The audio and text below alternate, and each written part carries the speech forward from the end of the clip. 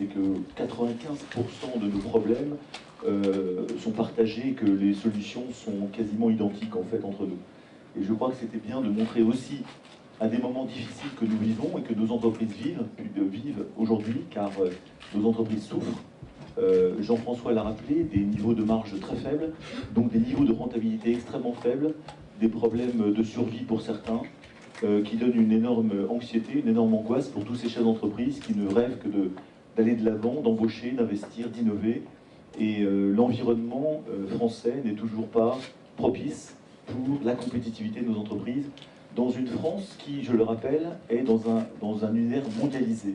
Il y a 30 ou 40 ans, c'était les 30 Glorieuses, nous avions 10 pays concurrents, grosso modo. Aujourd'hui, nous avons 180 pays concurrents. Et donc on ne peut plus gérer la France, ni sur le plan social, ni sur le plan fiscal, ni sur le plan réglementaire, ni sur le plan politique, en se disant on est tout seul au monde. Et nos entreprises ne peuvent survivre et se développer qu'en ayant d'abord une image de la mondialisation et de la conquête du monde qui apporte des débouchés, mais elles ne pourront se développer en France que si le terreau France est compétitif par rapport à nos voisins et par rapport au monde. Et je crois que c'est ça le message principal, le premier message principal de ce soir. Et le deuxième message, c'est en effet d'essayer de dire que c'est une mobilisation de 3000 chefs d'entreprise à Lyon, pas à Paris, dans les territoires, en Rhône-Alpes, zone très importante de la France, première région de France sur le plan industriel, 3000 chefs d'entreprise qui vont se déplacer, c'est très important. Ce n'est pas une rébellion, ce n'est pas une révolution, c'est une mobilisation de chefs d'entreprise qui sont en souffrance.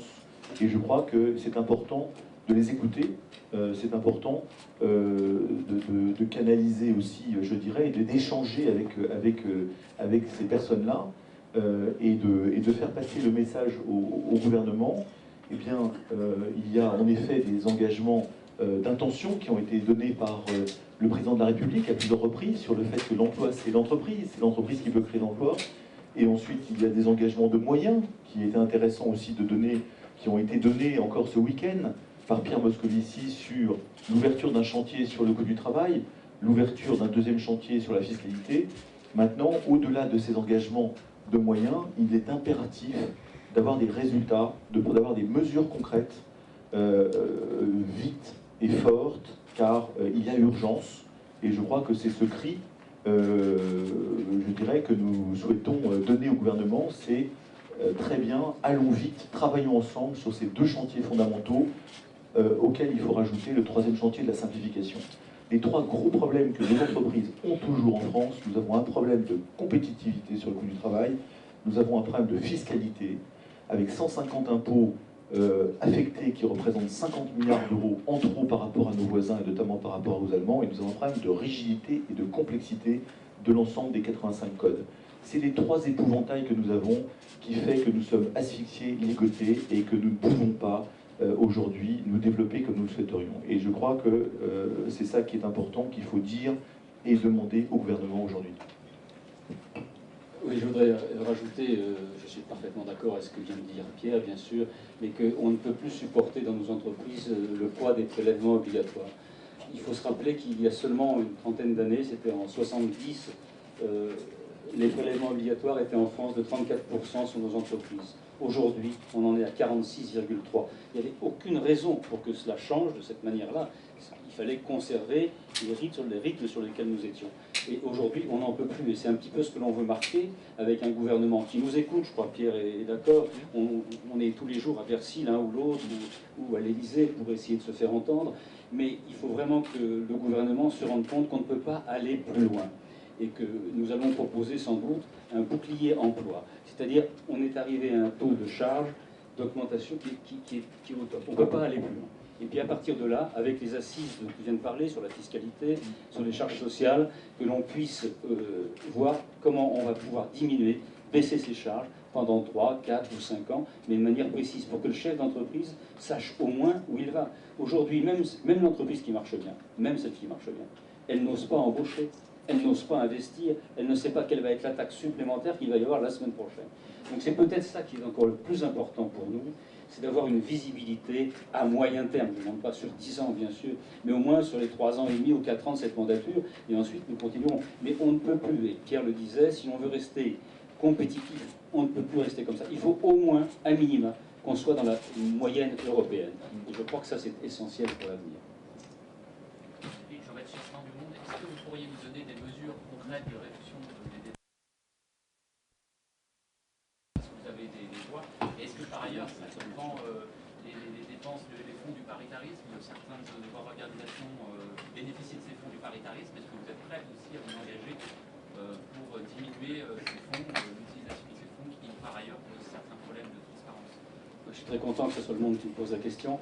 Sur les fonds du paritarisme, je crois que ça fait plusieurs années que je me débat pour que justement on modifie un petit peu tout cela. On doit y arriver. Par contre, les vraies sources d'économie, elles ne sont pas tellement là, même si on peut l'améliorer, j'en suis parfaitement conscient. Elles sont beaucoup plus dans le rapport, quand on a parlé des retraites publiques, privées. On n'a pas osé ouvrir ce chantier, alors qu'il est essentiel. On n'ose pas parler du non-remplacement d'un fonctionnaire sur 2. Tant qu'on ne touchera pas au nombre de fonctionnaires en France, on ne pourra pas faire d'économie réelle. Donc ça, c'est au moins 2 sujets sur lesquels on peut travailler. Oui, je crois qu'il faut aussi faire du benchmarking par rapport à ce qui s'est passé dans d'autres pays. Je rappelle que le Canada a réussi à baisser ses dépenses publiques de 14% en 3 ans. Je rappelle que l'Angleterre a réussi à baisser ses dépenses publiques de 3% de PIB en 3 ans aussi, récemment, que la Suède l'a fait. Il y a des idées, si vous voulez. Nous avons 1150 milliards de dépenses publiques. 650 milliards, c'est la protection sociale. 500, c'est l'État, les régions, les territoires. Et aujourd'hui, si vous voulez, c'est une sphère qui a grossi depuis 30 ans, sans interruption. Et donc ça fait 30 ans que gauche et droite, et c'est pour ça que mon propos n'est absolument pas politique, eh bien, nous avons une sphère publique qui est devenue obèse. Elle représente 57% du PIB. Et il faut rapprocher ça, la moyenne européenne qui est autour de 49,5, disons 50%, et l'Allemagne qui est à 45%. Donc vous avez 12 points de différence de PIB avec l'Allemagne. 240 milliards de différence. Et on ne peut pas me dire que l'Allemagne est moins bonne en justice, dans toutes les fonctions régaliennes. Aujourd'hui, on a un problème, c'est non pas de réduire les services, c'est pas de réduire les sites de la protection sociale, c'est d'optimiser le système. C'est comme un moteur qui fait de l'huile, qui est un gros moteur de Formule 1, absolument pas efficient ou efficace. Et donc il faut garder les services, la justice, tous les services régaliens bien sûr, la protection sociale, mais il faut optimiser les process, les flux, ce qu'on fait dans nos entreprises. Nous, dans nos entreprises, la structure composée de l'informatique, je dirais, de la direction financière, administrative, comptable, etc., est optimisée en permanence, au service des forces vives de l'entreprise. Et je crois qu'aujourd'hui, il faut absolument rentrer dans cette baisse de dépenses publiques avec courage, parce que si on ne rentre pas, et ça c'est un des grands messages de ce soir, à travers le chantier de la fiscalité qui a été ouvert par Pierre Moscovici dimanche, il ne servira à rien de refaire un peu moins d'impôts sur le chiffre d'affaires et un peu plus sur le résultat d'exploitation et un jeu de bonnes taux si l'ensemble de la fiscalité ne baisse pas. Donc le point fondamental à mon avis, à la fois de la compétitivité sur le coût du travail d'une part et sur la fiscalité d'autre part sur notre exploitation, c'est de rentrer dans une baisse franche et massive de dépenses publiques. Alors de combien? Vous connaissez mon chiffre.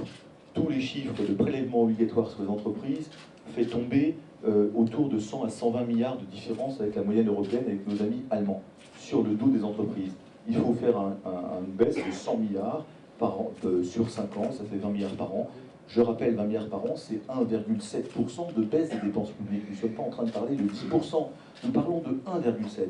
Dans vos solutions et dans quelques solutions, tout a été écrit. Tout a été écrit. Vous prenez Pébro, Cansu, la Cour des comptes, vous prenez l'OCDE, vous prenez les instituts Montaigne, les instituts de l'entreprise, l'IFRAP, tout a été écrit. Et prenons juste, et on va le faire au MELEF d'ailleurs, j'ai mis en place une commission MELEF pour prendre les 5 meilleures idées de chacun de ces rapports. Vous en avez une qui est très simple, qui est la médecine ambulatoire dans les hôpitaux. Ça nous ramènerait 5 milliards par an. Vous avez bien sûr toujours le millefeuille territorial qui fait qu'il faudra qu'un jour on arrive à supprimer les départements et les communes. Il faut aussi avoir le courage de ne pas remplacer un fonctionnaire sur 2 qui part à la retraite, dans certains services. Il y a un certain nombre d'idées, si vous voulez, et d'optimisation. Dans mon entreprise, vous savez que je fais beaucoup de lean et de qualité totale. Eh bien, faisons dans toutes les entreprises du monde, les meilleures et les meilleures gérées. Il faut faire, je dirais, faire confiance aux fonctionnaires pour trouver des gaspillages et des idées. Et ça s'appelle de l'excellence opérationnelle. Eh bien, nous sommes en position de donner ces informations, ces idées, ces propositions à travers ces assises de la fiscalité qui vont être ouvertes. Mais c'est fondamental. Oui, madame. Quel serait pour nous, on parle, le taux d'IS va encore augmenter pour les grandes entreprises, ce qui a été décidé hier. Quel serait pour vous le taux idéal d'IS, vers quoi on va tendre enfin oui, si vous voulez, d'abord, quand même, je rappelle ce que dit Jean-François tout à l'heure, c'est que nous avons quand même eu l'impression d'avoir été un peu écoutés ce week-end, ce qui, en ne persistant pas, depuis quelques semaines peut-être, en ne persistant pas sur la création d'un nouvel impôt sur le BE, en évitant de créer un autre nouvel impôt, l'impôt sur le BE, et en écoutant bien Pierre Moscovici, il a parlé de caractère transitoire de cette surfiscalité. Et ça, c'est très important pour nous, car il fallait quand même avaler 2,5 milliards d'euros de prélèvements obligatoires. Donc, si ça se fait par une surtaxe transitoire, je dirais que dans les maladies mortelles qu'on nous propose, celle-ci est peut-être un petit peu moins douloureuse, c'est dit. Il faut vraiment travailler pour l'enlever. Ensuite, le taux d'IS, eh bien, regardons, je dirais, la moyenne européenne. Je crois que vous avez un magnifique tableau qui a été présenté ce matin dans le Figaro d'ailleurs. Et de tête, on est autour de 30%, je crois. Les Allemands sont un peu en dessous à 29%, les Anglais sont encore en dessous. Donc je dirais que ce que disait Jean-François est tout à fait juste, c'est-à-dire nos indicateurs économiques doivent être en harmonie avec la moyenne européenne, au moins. Ensuite, il faudra essayer de nous améliorer, être les meilleurs, de best in class comme on dit, mais au moins comme objectif à moyen terme, à 2, 3, 4, 5 ans, pas trop loin, mais à 3 ans on va dire, ce serait l'idéal. Et donc les assises de la fiscalité, je reviens là-dessus, il faut qu'on travaille comme un projet dans une entreprise, c'est-à-dire avec un calendrier, avec des objectifs quantifiés réalistes mais ambitieux. Ça, c'est comme ça qu'on travaille dans nos entreprises. Et ensuite, on déroule le calendrier et on a des points d'étape. Et cet objectif-là, d'être au moins dans la moyenne européenne, mais vous voyez, le taux d'IS c'est une chose, mais si on nous rajoute des tas d'impôts intermédiaires entre le chiffre d'affaires et l'IS, c'est ça qu'il faut vraiment regarder en détail. Donc c'est ça qu'il faudra supprimer. Et pour supprimer ces impôts-là, eh bien, il faut réduire les dépenses publiques. Oui, simplement, je peux préciser aussi que sur ces négociations que nous avons depuis le 26 août, parce que la date est précise avec le Premier ministre, sur ce problème du projet de loi de finances, toutes ces discussions qui ont eu lieu ont été, pour ma part, bien sûr, de défendre les PME, essentiellement les PME, puisque je n'ai pas de grandes entreprises, je ne les représente pas, mais que nous sommes arrivés à ne pas avoir de fiscalité supplémentaire sur le projet de loi de finances 2014, sur les PME de moins 50 millions de chiffre d'affaires. C'était le chiffre il y a encore 8 jours. Maintenant, on est passé à un impôt, un IS, une augmentation de l'IS. Je crois que c'est le moins douloureux. C'est le moins douloureux possible, comme le disait Pierre, dans la mesure... Oui, si c'est transitoire, et 2, par le fait que les petites entreprises ne sont pas armées pour faire de l'optimisation fiscale, et globalement, payent 33%, un tiers d'IS, d'impôt société, alors que dans les grandes entreprises, par le fait que la moyenne est d'environ 18%. Donc c'est pas pour taxer les grandes entreprises que je me bats, tu le sais bien, mais je crois qu'il est important quand même que l'on ait épargné en totalité la fiscalité sur nos petites entreprises parce qu'elles n'en peuvent plus. Tous les chiffres, tous les chefs d'entreprise que j'ai rencontrés depuis 2 mois me disent ne plus en pouvoir. On n'arrive plus, on a peut-être la même activité, mais on n'a plus de marge, donc on ne peut plus embaucher, on ne peut plus investir. Alors que le rôle de l'entreprise, c'est justement d'employer, de créer de l'emploi et d'investir d'abord pour créer de l'emploi.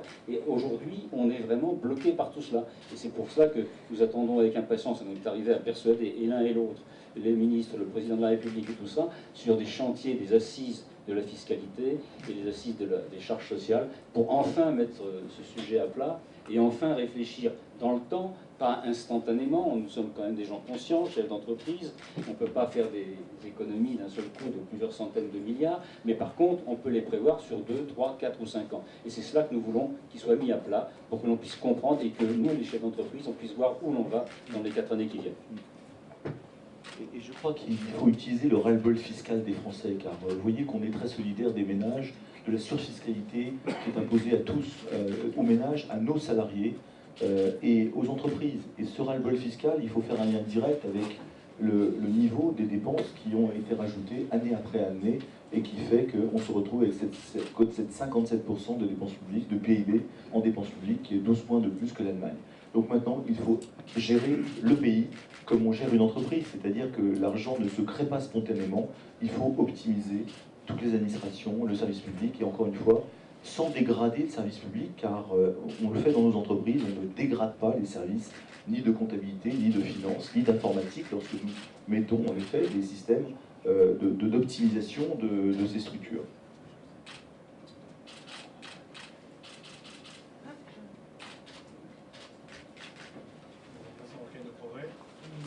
Vous n'évoquez plus de revoir éventuellement la durée du temps de travail. Est-ce que c'est quelque chose qui est complètement acquis ou est-ce que vous souhaiteriez, puisqu'en France, ça bougeait pas mal de choses, vous souhaitez un peu remettre un peu au goût du jour la durée du temps de travail?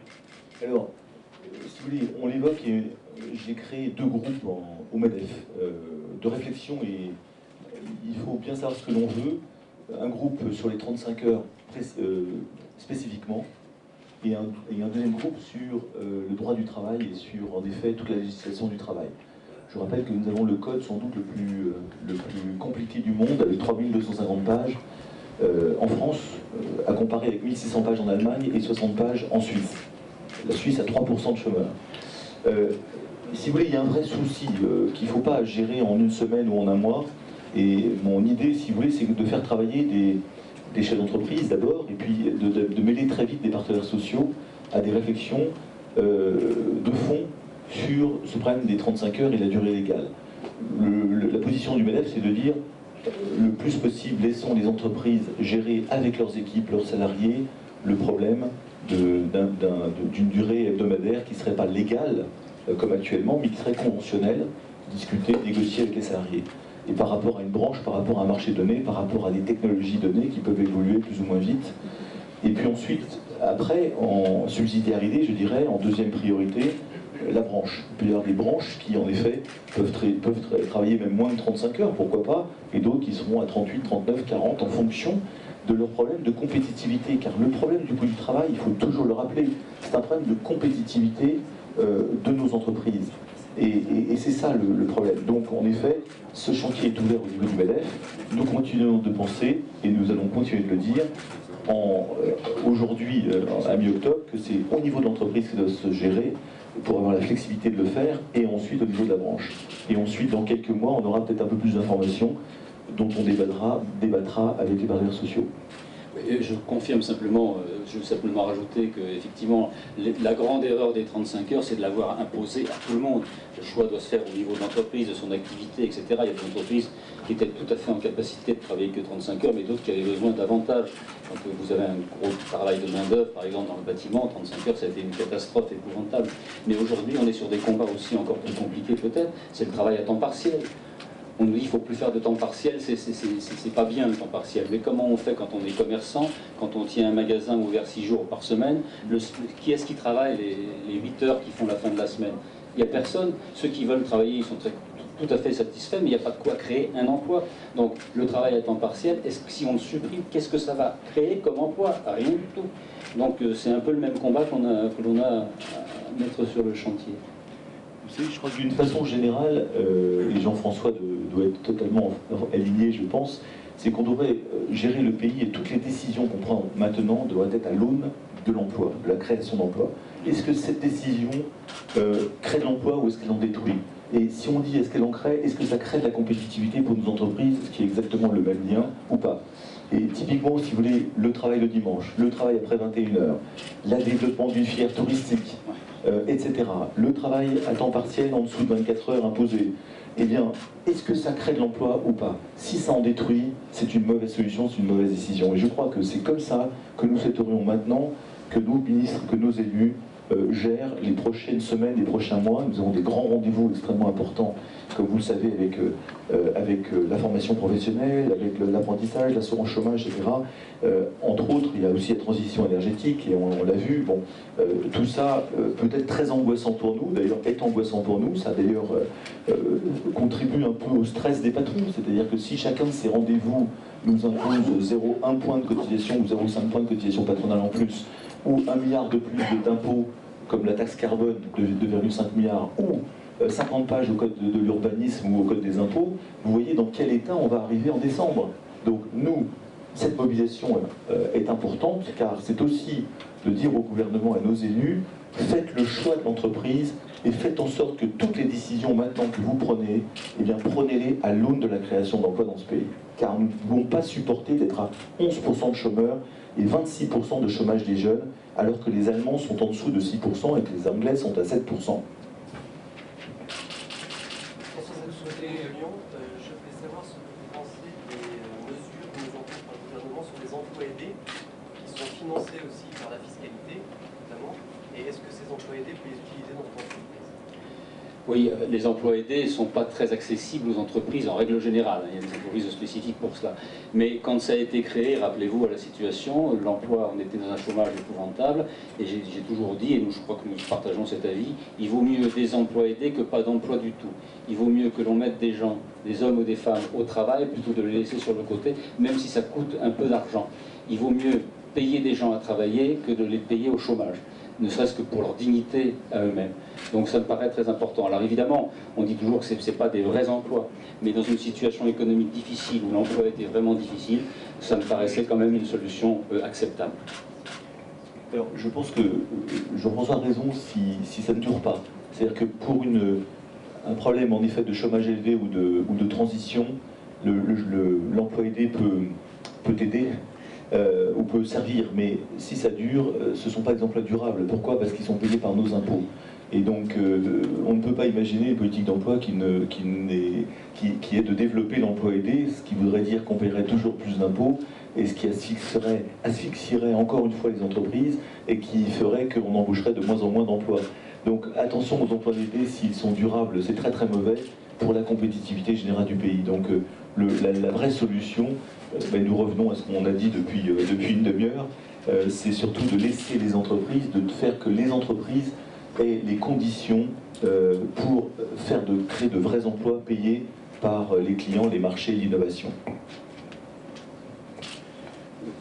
Pour compléter ce que vient de dire Pierre, il faut bien voir qu'en France, les charges salariales, les charges sociales sont tellement élevées que l'exemple le plus simple à retenir, quand vous payez 1 000 € à un salarié, le salarié en trouve seulement 770 en net pour lui-même, et l'entreprise, ça lui coûte au total 1 500 €. Donc, en ce que touche le salarié et ce que paye le chef d'entreprise, c'est d'avoir du simple au double.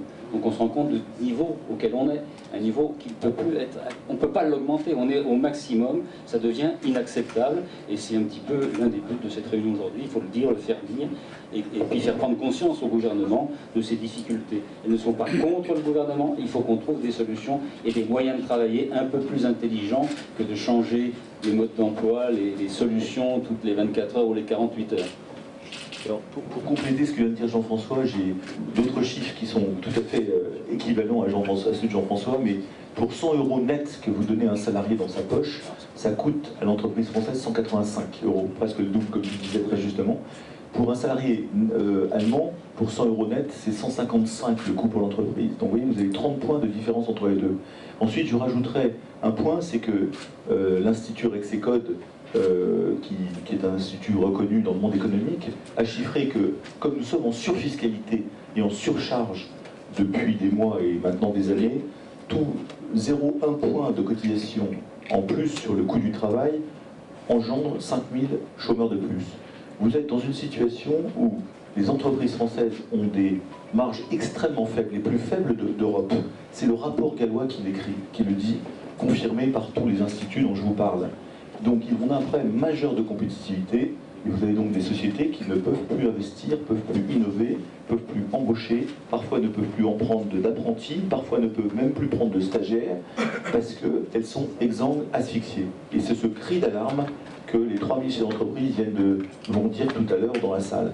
Donc il est important pour faire comprendre à nos élus, à ceux qui nous gouvernent, qu'on ne peut plus prendre 0,1 point de cotisation patronale en plus, car c'est 5 000 ou 10 000 chômeurs à l'horizon, hein, et il faut baisser nos charges. Mais vous étiez brillants, tous les deux. Depuis un an, on a vu un certain nombre de mouvements comme la Oui. Ah oui. Oui. On est ici pour parler du ras-le-bol des entreprises. Est-ce que vous sentez une radicalisation des patrons et un risque de débordement de vos organisations? Alors, vous avez des... en tout cas, je pense que les fédérations que vous avez en face de vous sont des gens très raisonnables, respectueux des lois, des gouvernements et, je dirais, du pacte républicain. Et donc, nous sommes aujourd'hui dans un mouvement où nos adhérents souffrent, ils nous l'expriment et on essaye de tout faire pour l'exprimer avec les meilleurs mots à ceux qui nous gouvernent et à nos élus. Ce qu'on va encore faire ce soir. Ensuite, vous avez des mouvements en effet spontanés, de tondus, de pigeons, de poussins, de dupés à Saint-Étienne, qui montrent qu'il y a plus que de la souffrance, vous avez de l'exacerbation et parfois de la colère. Et donc, je pense que ce sont des micro-signes qu'il ne faut pas négliger, de gens qui en ont marre, en effet, que les mesures ne soient pas prises en faveur de l'économie, de la mondialisation, de la compétitivité. Nous rappelons, et je rappelle, que les entreprises ont 70% des solutions aux problèmes du pays.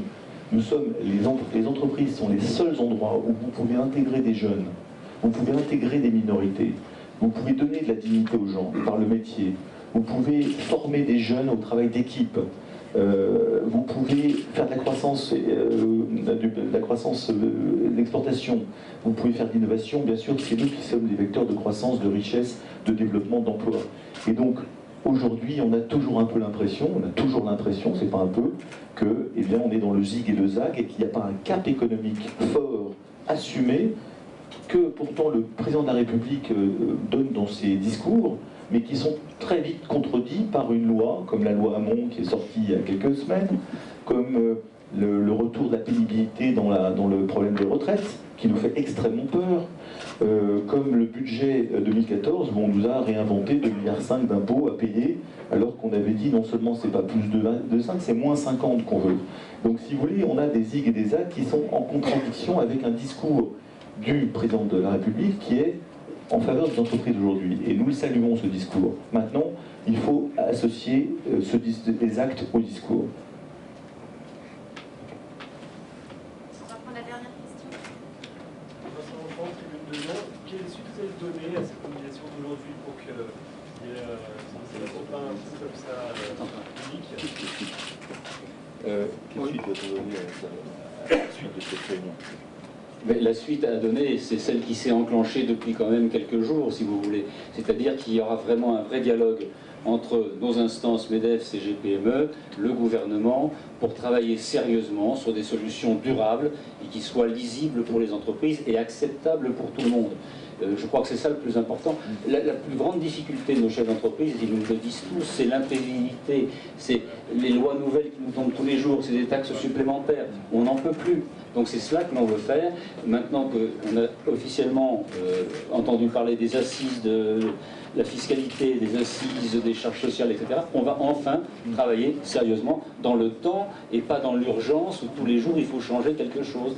Je crois que, comme le disait Pierre, le président de la République a compris cette situation, puisque depuis les assises de l'entrepreneuriat, on a bien vu un revirement politique en faveur de l'entreprise. On se rend compte enfin dans ce pays que c'est l'entreprise la seule qui crée la richesse et que c'est à partir de cette richesse que l'on peut employer et que l'on peut investir. Et bien souhaitons que les travaux que l'on va mener dans les semaines qui viennent seront positifs pour nos entreprises mais aussi pour notre pays parce qu'on en a bien besoin aujourd'hui. Oui, je crois que la suite de cette réunion d'aujourd'hui, c'est surtout de pouvoir rentrer avec force et vigueur et esprit très positif et très constructif dans les 2 chantiers ouverts par Pierre Moscovici, confirmés dimanche. Et c'est quand même une bonne nouvelle, je dirais. La bonne nouvelle, c'est qu'on a l'impression d'avoir été entendu avec cette ouverture de chantier. Mais je rappelle quand même que ce sont des engagements de moyens, ce ne sont pas des engagements de résultats. Donc il faut absolument maintenant qu'on ait des résultats par rapport à ces chantiers et qu'il y ait de vrais résultats tangibles en termes de baisse de coûts et de baisse de charges. Merci beaucoup. Merci.